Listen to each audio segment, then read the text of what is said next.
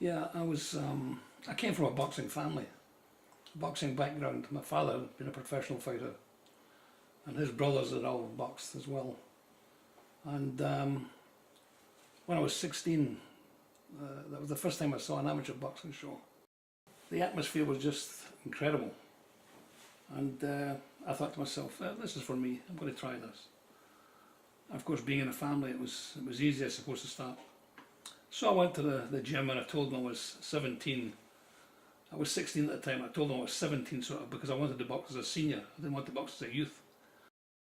After a couple of months training in the gym, they got me a fight.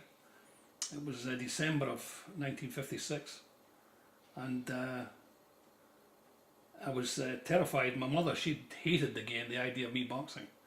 She said she would come and give me the biggest embarrassment that I'd ever had in my life. She would step into the ring and stop the fight. And I was quite fortunate in the sense that they got me a fight in Perth, which is quite a distance from Glasgow. So we went on by a bus to Perth, and I fought a guy by the name of Semple, Charlie Semple, and I knocked him out in one round. So I was very pleased with myself. Now for a 4 rounder, we fought 4 2-minute rounds, and as a senior, if you won, you get 35 shillings, and if you lost, you get 30 shillings. So 35 shillings was a lot of money to me because I was an apprentice, and I made 33 shillings and 7 pence for my wages, for a week's wages. And I could get 35 shillings in one night for boxing a 4 2-minute round fight. So I used to box every weekend after that. When I was 20, I left home and went down. I hadn't been keeping too good. I hadn't boxed for approximately just over a year. I hadn't boxed. And I went down to live in the Channel Islands, Jersey, in the Channel Islands. I got joined the gym there, and very soon after that I started boxing again. I won the Jersey middleweight title first of all, and qualified to represent Jersey in the Southwest Divisions Championships in London in 1961. By this time I was now 21, and I boxed in Battersea, 9 Elm Baths in Battersea. And I had 3 fights that night and won the 3 of them.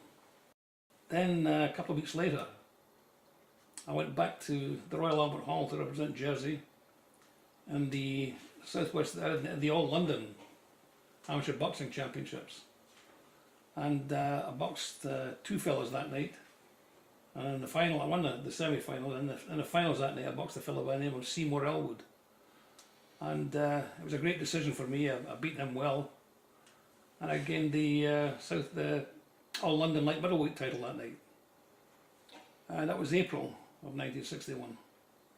And 2 weeks after that, we went to Wembley to fight for the British Amateur title. And unfortunately, I lost for the British Amateur title. I was getting bigger and heavier, and I decided I was going to turn professional. November 1961, the 30th of November 1961, I fought a fella in the Central Hotel in Glasgow. It was a champagne and cigar show. My opponent that night was Roland Mitchell. He was a Jamaican, tall fella. And I knocked him with a beautiful left hook in the 3rd round, knocked him out. He could have counted 110, he'd still have been out.